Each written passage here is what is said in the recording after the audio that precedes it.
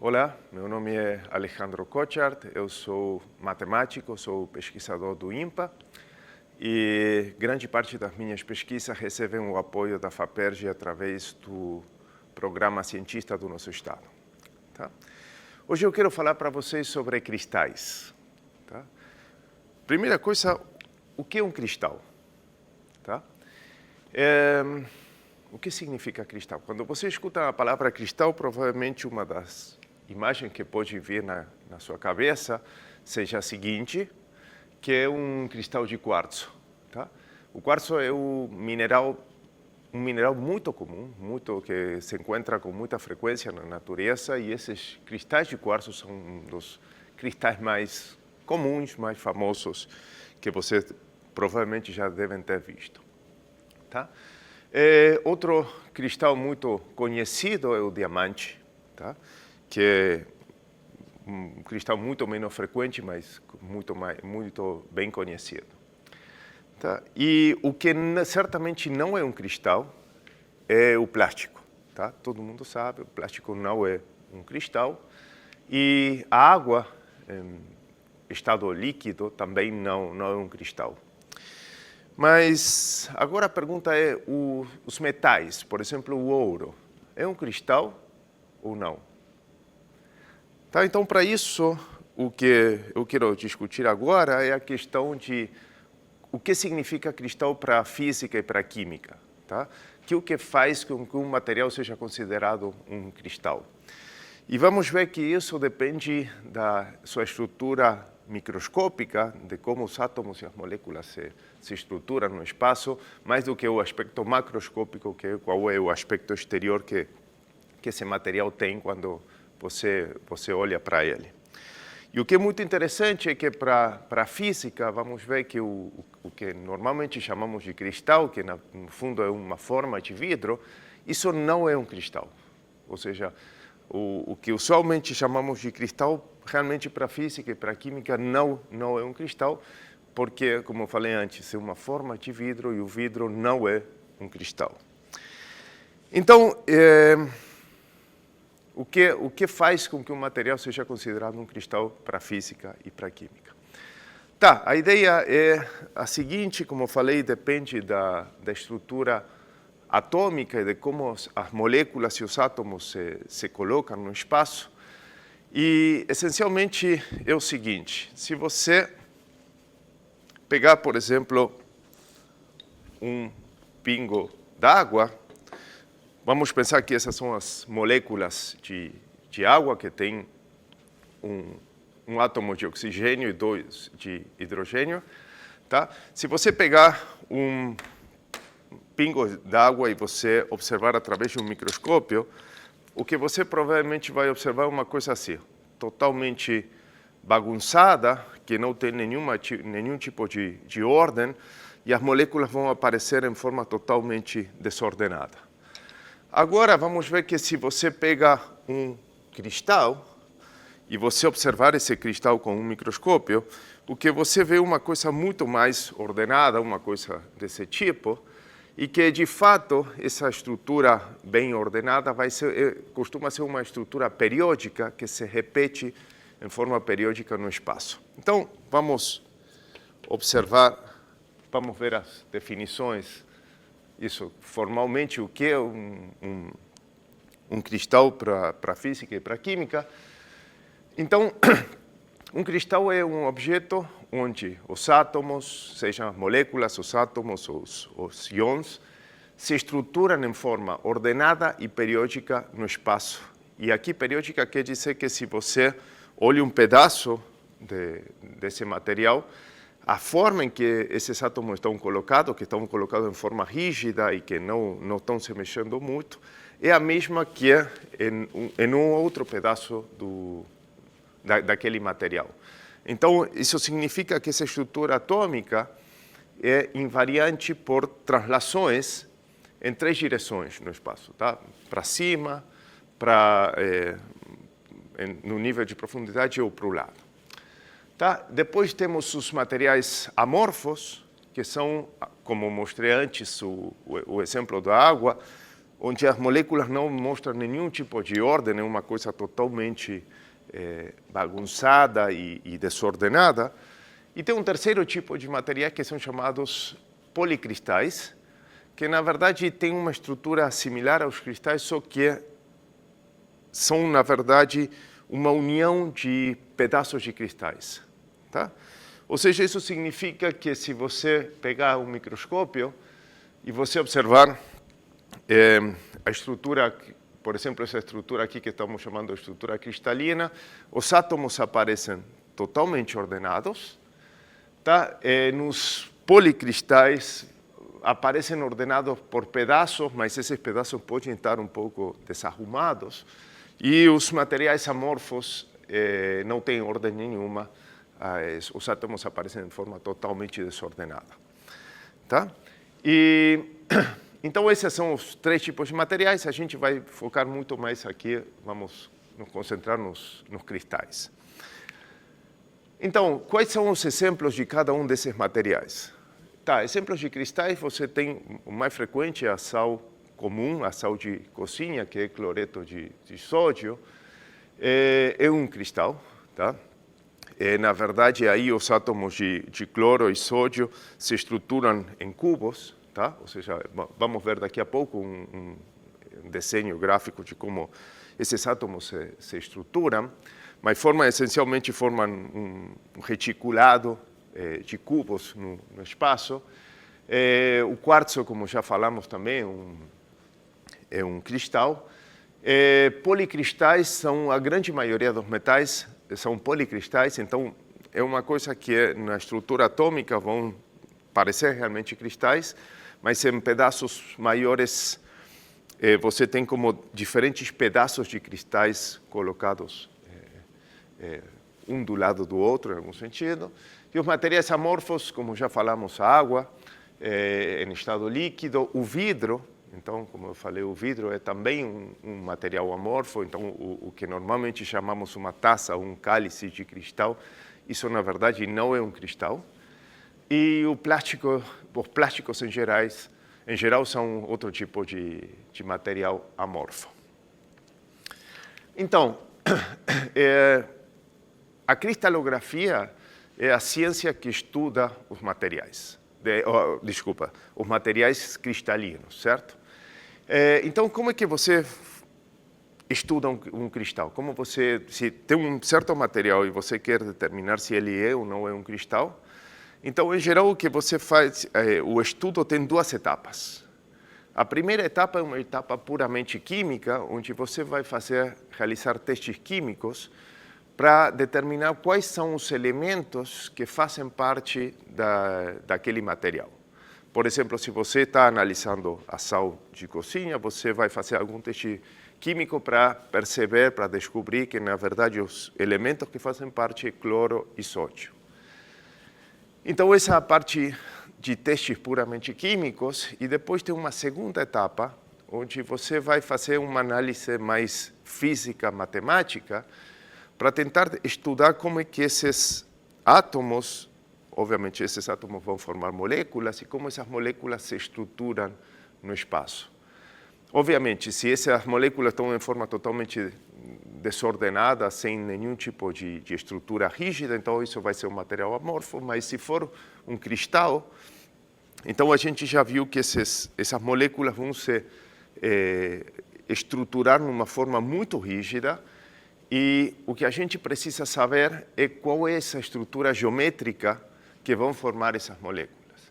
Por que isso é uma coisa interessante? Porque já é bem sabido na física e na química que a estrutura geométrica de como essas moléculas se colocam no espaço tem consequências fundamentais nas propriedades físicas e químicas do material. Por exemplo, como se um cristal é um bom condutor de calor ou condutividade elétrica ou um monte de outras propriedades físicas e químicas, dependem fortemente de qual é a estrutura geométrica que é formada pelas moléculas daquele cristal. Então, essas são as duas etapas que temos para estudar cristais, uma parte puramente química, onde você vai estudar quais são os elementos que fazem parte desse cristal. E uma segunda etapa, que é essa que eu falei, que é geométrica, física geométrica, que você vai tentar estudar como é que essas moléculas se estruturam no espaço. Só que, na verdade, eu menti um pouquinho, não fui muito preciso quando eu falei tá, vocês podem pegar um pingo d'água e tentar observar como as moléculas se colocam, como estão estruturadas no espaço. Isso não é verdade porque os microscópios ópticos, os microscópios usuais, que é onde você coloca a sua amostra e coloca um pouco de luz e tenta observar com lentes muito potentes, os microscópios ópticos não funcionam não conseguem enxergar átomos e moléculas. Tá? Não tem como, não funcionam desse jeito. Então, a gente, para tentar fazer essa segunda análise aqui de estudo geométrico, para determinar a estrutura atômica, a gente precisa de um outro tipo de objeto. Os microscópios não funcionam realmente. E o que se utilizam são dois tipos de aparelhos que têm uma forma de funcionamento muito, muito similar. Uns que são mal chamados microscópios eletrônicos e os difratômetros de raio-x. Então, deixa eu explicar como funciona esse mecanismo de... Qualquer dos dois, né, na verdade, vão funcionar de forma muito similar. Você está observando, por exemplo, quer observar essa molécula de água. Tá? Então, como funciona o difratômetro de elétrons ou de raio-x? Você coloca um material sensível, vai ser uma espécie de tela. Você coloca aqui um emissor pode ser de raio-x ou de feixes de elétrons. Desse aparelho vão sair, por exemplo, elétrons ou raio-x, dependendo, que vão bater naquele material sensível. E a ideia é que cada vez que um elétron, por exemplo, bate aqui, vai deixar uma marca. Tá? Então, se você não coloca nada e coloca o projetor do feixes de elétrons aqui, os elétrons vão bater diretamente no material sensível, o que você vai obter todas manchas, pontos, um do lado do outro, sem nenhum tipo de imagem especial. Mas agora, quando você coloca entre o projetor de elétrons e o material sensível, você coloca por exemplo, um átomo, uma molécula dessa forma, o elétron que está vindo nessa direção aqui bate no átomo e ele desvia a trajetória. Então, na verdade, toda vez que você tem um certo tipo de átomo, quando chega o elétron, bate e desvia, vai bater em outro lugar e não vai continuar em linha reta para bater onde, teoricamente, tinha que bater se não tinha nada no meio. Então, isso que eu acabo de descrever dessa forma, aqui está ilustrado nesse desenho. Aqui está colocado o projetor de raio-x. Aqui você inverte e tem o pedaço de cristal que você vai querer observar. E essa pranchinha que tem aqui é aquele material sensível que vai receber e que vai deixar marcado o impacto nesse caso é um difratômetro de raio-x. E o que você acaba obtendo, então, é essa imagem aqui da direita, que é o padrão de difração, que é a informação que você vai ter e através da qual você vai tentar determinar a estrutura tridimensional daquele cristal. É interessante observar que se você aqui não colocar um cristal, se não colocar um material amorfo, é verdade que os raios-x também vão se desviar, mas vão se desviar de uma forma totalmente desordenada também, e você não vai acabar enxergando o padrão de difração que você vai achar aqui, não vai ser uma coisa assim, aqui estruturada como raios que estão saindo desde esse pontinho aqui, senão que vai ter uma imagem totalmente aleatória, sem nenhum tipo de ordem. Então, esse é o funcionamento dos difratômetros, sejam de raio-x ou de elétrons, todos funcionam desse jeito. E aqui você, por exemplo, tem um exemplo de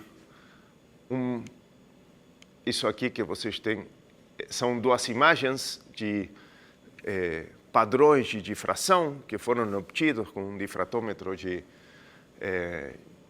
elétrons.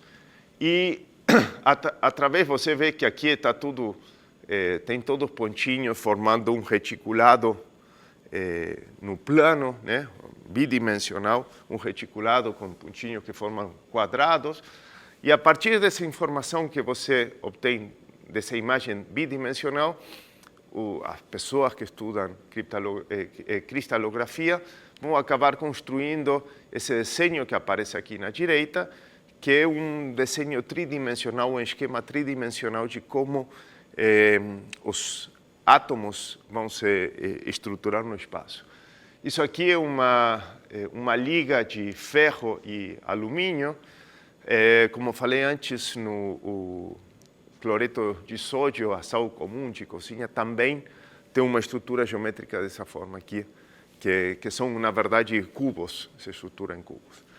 Então, aqui é bastante claro que você tem uma imagem que é um quadriculado bidimensional, todos quadradinhos do mesmo tamanho, e a conclusão que você tira é que para obter essa imagem de esse padrão de difração, então, na verdade, o cristal, a estrutura cristalina dessa liga de ferro e alumínio, na verdade, tinha que ser uma estrutura cúbica, tridimensional, onde os átomos se colocam nos vértices de cubinhos. Muito bem. Então, essa é uma outra imagem bastante típica de um padrão de difração obtido com um difrator de raio-x. E aqui você observa que nem sempre você obtém uma imagem tão clara como uma imagem tão clara como essa daqui. Muitas vezes é mais complicado realmente intuir qual vai ser a estrutura geométrica da estrutura atômica do cristal a partir de uma imagem de difração, ou seja, um padrão de difração do cristal. E aqui, então, resumindo o que já tinha falado antes, como é o segundo passo do método utilizado em cristalografia, você obtém imagens através de um difratômetro, seja raio-x, seja de elétrons, você obtém as imagens que estão aparecendo, a imagem desse tipo, como que aparecem aqui no lado esquerdo, e a partir dessa informação você vai construir o seu modelo tridimensional de qual deveria ser a estrutura cristalina que cria esses padrões de difração. Muito bem. Simplesmente para mostrar um exemplo, essa estrutura tridimensional pode ser bem complicada. Tá? Nem sempre vai ser uma coisa que vão ser cubinhos bem estruturados. Aqui vocês no lado direito tem uma estrutura cristalina com hexágonos que foi feita com uma impressora 3D. E esse aqui é simplesmente no lado direito um desenho de uma estrutura cristalina bastante complexa. Tá? E observando sempre esse fenômeno que eu já tinha mencionado antes, que as estruturas cristalinas, os cristais, têm uma estrutura atômica que é periódica, você observa que esses desenhos, essas estruturas aqui se repetem e que se você trasladar na horizontal, na vertical ou nessa outra direção, sempre a estrutura se preserva e acaba sendo a mesma. Tá? Então, lembrando isso que eu acabo de falar, um cristal é um material caracterizado pelo fato que os átomos estão ordenados numa forma muito rígida e seguindo um padrão que se repete periodicamente no espaço. Muito bem. Então chegamos a esse senhor aqui, chamado Dan Shechtman, que é um físico-químico israelense, tá? Que em 1982 ele fez uns testes com essa liga que estou colocando aqui, que é uma liga entre alumínio e magnésio, e obteve esse padrão de difração que está aparecendo aqui. Tá, simplesmente isso, essa foi a imagem que ele obteve. E quero que vocês observem com cuidado essa imagem aqui, porque vocês veem que, por exemplo, tem regiões, essa região aqui que estou colocando, você tem pentágonos aqui, polígonos de 5 lados, e por outro lado, se você olhar o centro dessa imagem aqui, desse padrão de difração, vocês vão ver que ele é simétrico por rotações de ordem 10. O que quer dizer rotações de ordem 10? Se o círculo inteiro tem 360 graus, 360 dividido 10 é 36, então isso significa que esse padrão de difração aqui é invariante por rotações de 36 graus. Quer dizer que se você pegar essa rotação e rodar 36 graus, a imagem fica exatamente a mesma, e se rodar novamente com 36 graus, continua coincidindo com a imagem original, e você pode rodar essa imagem 10 vezes até voltar exatamente na posição original.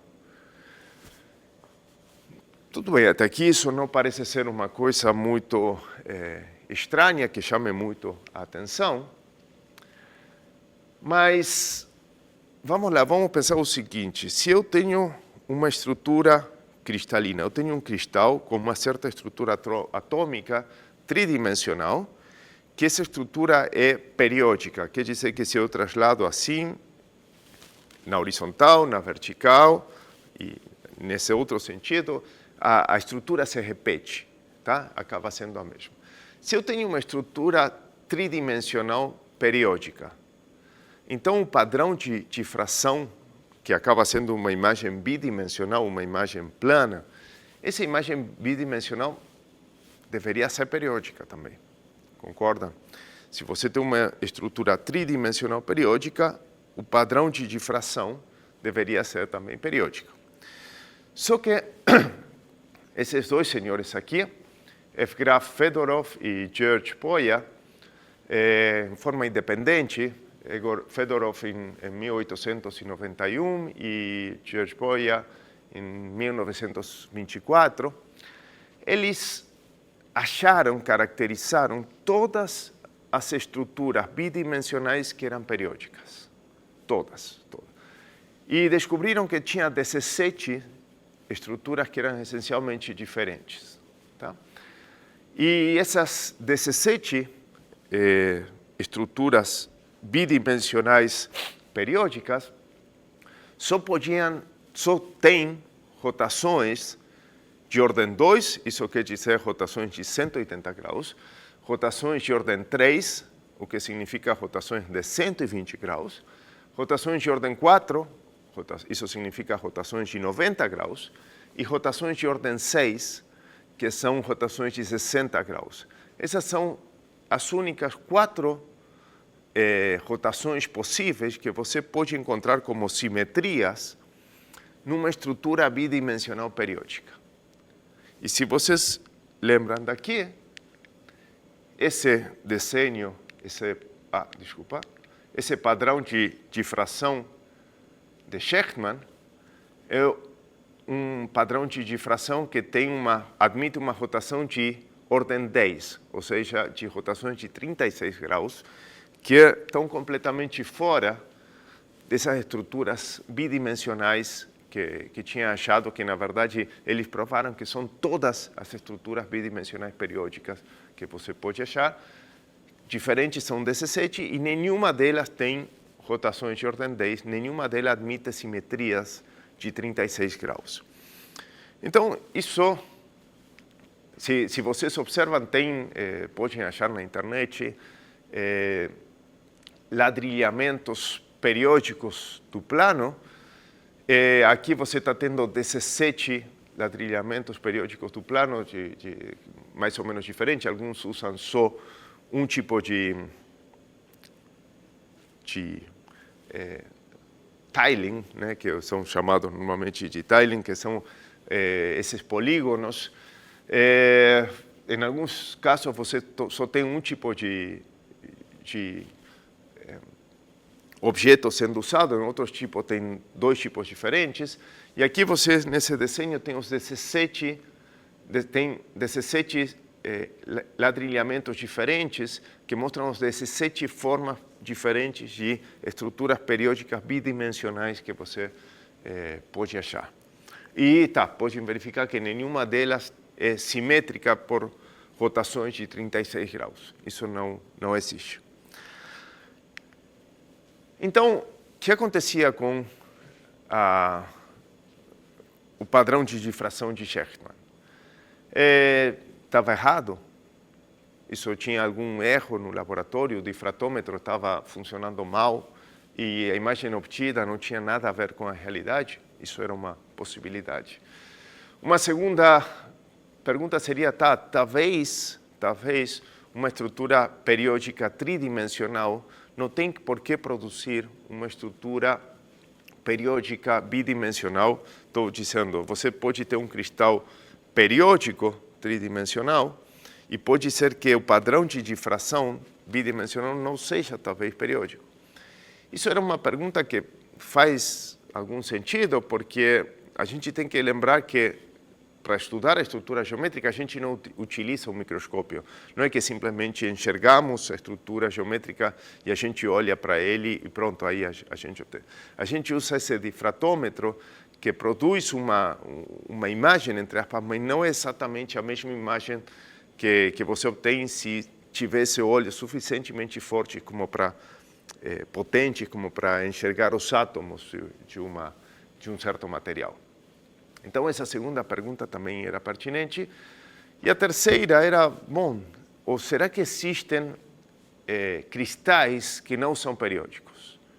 Será que existem alguns cristais que todos os cristais conhecidos até esse momento tinham uma estrutura periódica? E será que Shechtman tinha achado um material novo que não encaixava em nenhuma das descrições que a gente tinha colocado antes?